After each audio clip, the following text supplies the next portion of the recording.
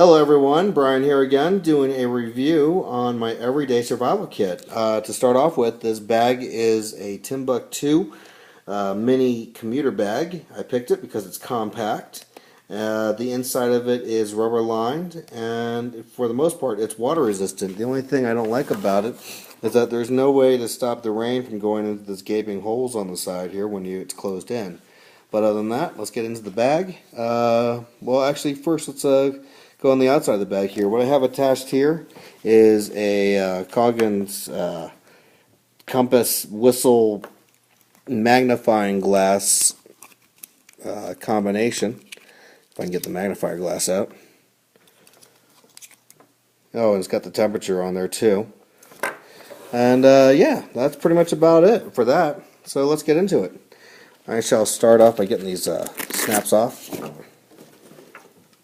The first thing in my bag that I will note real quick is my Swiss Army knife. I believe this is the old Champ. I've had this since I was pretty young. I don't know, I was probably a teenager or something at that time. And that entire time I've had it, I've only chipped it on the side there. And I am missing the toothpick, but honestly I can care less about the toothpick. I still have, however, the needle. Let me see if I can zoom up on that. The needle is still in there, so pretty impressive for an older knife like that. I know they still make it, it's just that mine's one of the first productions when they first came out. But there's no way to actually proving that, so whatever. One of the big things I do keep in my bag is my Franklin climbing gloves. I use these to some of the Grand Tetons. I use these to carry wood, break rocks, basically prevent myself from getting stung. You know, it's just common sense to have a good pair of gloves. It doesn't have to be Franklin climbing gloves, but just to have something to protect your fingers with. The last thing you want to have is a stinging nettle in there, or needles. Next up is that I have another backup knife. Among having tons of ferrocerium rods, I also tend to keep a good amount of knives in my survival kit, which actually goes into my bug out bag, which is nice. It's fully compatible, so it goes in there very well. This is the CRKT drifter knife. Pretty smooth, comes out quick, and actually I just noticed it's pretty reflective, blinding out my camera there. Anyways, yeah, so that's that. On the inside pocket, I have a Coggins emergency poncho, big must for anybody. Oh, by the way, when you put this on you and you have your backpack, it will fit over you in your pack unless you have one of those multi-day packs. My bug out bag, it's like a 2 or 3 day. I'm talking like people who camp on the Appalachian trails and they got a pack that's big enough to carry the kitchen sink in. Also inside here, I have 2 Orion mini flares. Very nice to have. You can pick these up at Walmart. They're fairly cheap. And I have already tested one of them before. Not so much as a test, but I was aiding somebody who had a minor car accident on the side of the road. And let me tell you, these things shine just as bright. And believe it or not, they last just as long as the longer sticks. Inside my bag, everybody remembers my Grylls canteen. If you have any questions about that, I've done a review on this canteen in a previous video, as well as on the knife sharpener, which I have on there. Oh look, there's another ferrocerium rod. Anybody who knows me knows that I have lots of ferrocerium rods. Because honestly, I don't like starting fires with matches. To me, I am so clumsy with matches, I will break them. Okay, so this is the primary part of my kit. This is the actual survival kit that can be clipped onto your belt. It can stay on your person. And it actually is not designated as a survival kit. This is actually designated as a Marine medical kit. Now, Marine meaning that's for water and not for the United States Marine Corps. This supposedly is being used by the U.S. Coast Guard. I doubt it. I seriously doubt it. One of the reasons why they say that, oh, it's waterproof. No, it's not. It is not waterproof. It's far from being waterproof. And yes, this part of the review is a complaint. There's a big fat gap in here where this is sewn on. It goes on the inside and then the outside. So water going sideways will go right into it. It's even more prominent there. The only thing I really do like about this pack is that there's two areas where you could strap a belt through here or here, and it's got the snappers right here instead of Velcro, of which I actually just like. Real quick, back to the water thing. You know, it's okay if water comes in here, I guess, because there's a drain hole in the bottom of it. Really well thought out. Yeah. And if my mother could fly, she'd be a wagon. The only really nice thing I see about this pack is that it is bright red, it's visible, and as soon as I can find a different pack, I am dumping this stupid thing. I'll sell it. I'll just give it away, and I'm just going to use a different bag. But anyways, enough complaining. Let me get into this. Inside this, the first thing that you'll see is my black diamond headlight. This black diamond headlight has multiple features. It has a single LED. I forget how bright it gets, but how bright it goes. But you can have it at extreme bright, and you can dim it down, as what most of them do. I'll bring this back up. It also has the two LEDs on either side. It has the red LEDs. Let me tell you, this is a lot of fun to play at night and you're especially scared kids around. That's fun. My nieces are going to hate me for that. Let me see if I can get this going. There we go. It's got the flasher. As you can see, I still don't know how to actually turn it on quickly enough, but I'll learn. It's fairly new. Now, for those who remember one of my previous videos, I did a video of my Bear Grylls survival kit. This is heavily modded on the inside. If you want to know what's in here, please see my other video regarding this kit.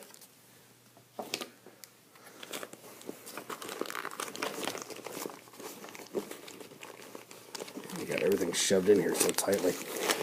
That's another thing. I like things to be compact, but I tell you, this bag's a little too snug for what what I want to use it for.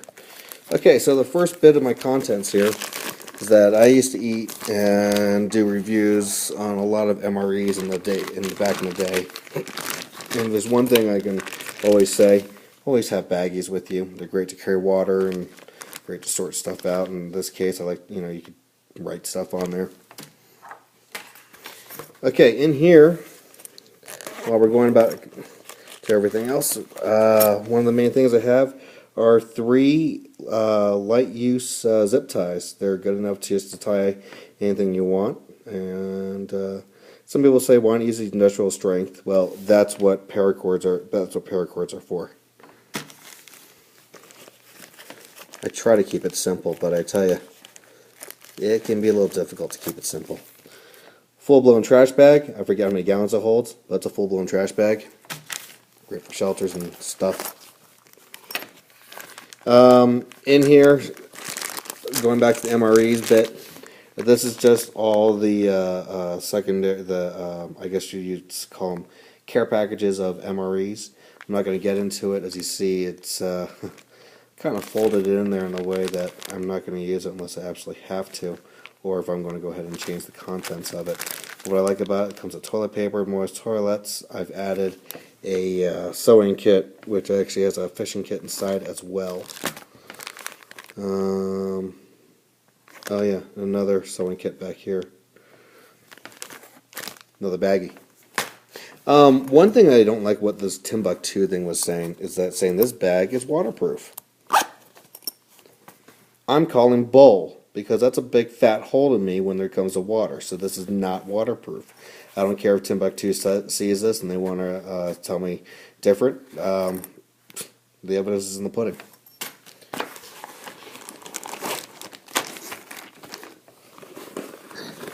In this bag, I also keep a small or small-ish roll of aluminum foil.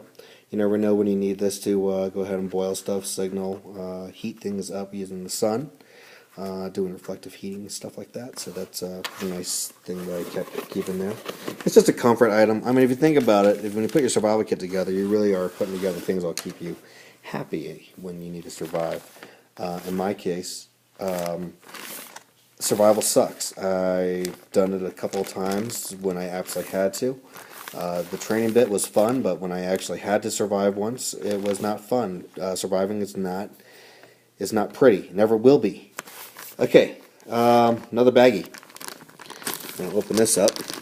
Inside here, I have these awesome food tabs.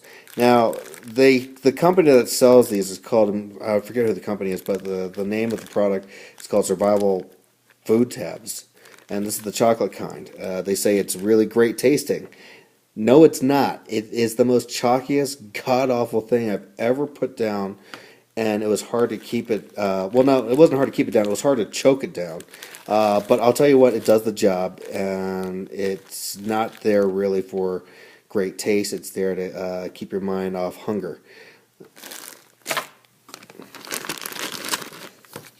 Beef jerky. Everybody should have beef jerky in their pack.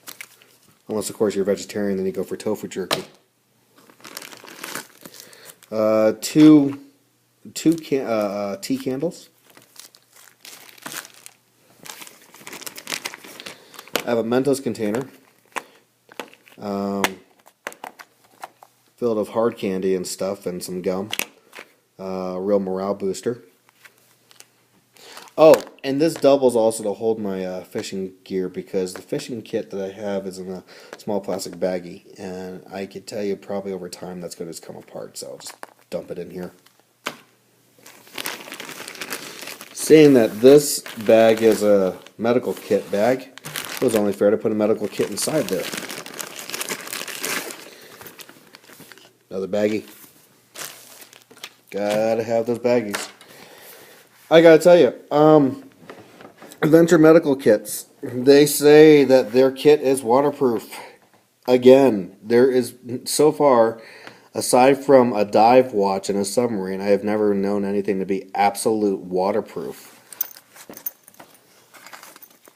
I have this zipper all the way in, and I still have a gaping hole right there, enough for the water to get in. And unlike the red bag, this does not have a hole to let the water out. But whatever, let's get into it. Safety pin. Oh, and my favorite, Velcro. Velcro attached to whatever you want to. Over time, that's going to undo itself, I know it. Okay, inside here, I got Cutter's Outdoorsman. Honestly, you know what? I haven't used this yet because lately I've only been making fires and make myself smell like fire myself, and bugs tend to stay away from that. Waterproof matches.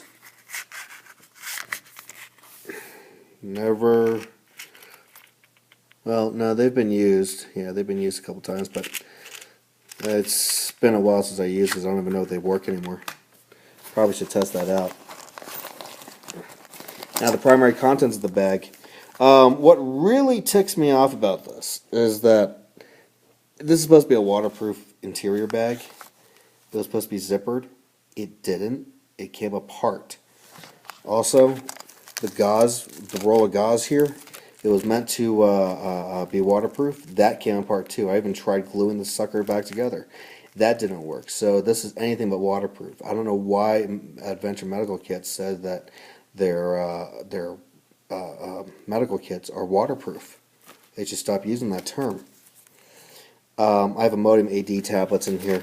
You know what? I'm actually not going to get into this actual pack because it's hard enough to keep everything in, to pull everything in here. But I could tell you what I have in here are multiple Band-Aids, tweezers, a sawed-off pencil with two kinds of duct tape. It does come with a emergency survival handbook that should never get wet because it's only made out of paper. It's not the Bear Grylls plastic survival guide.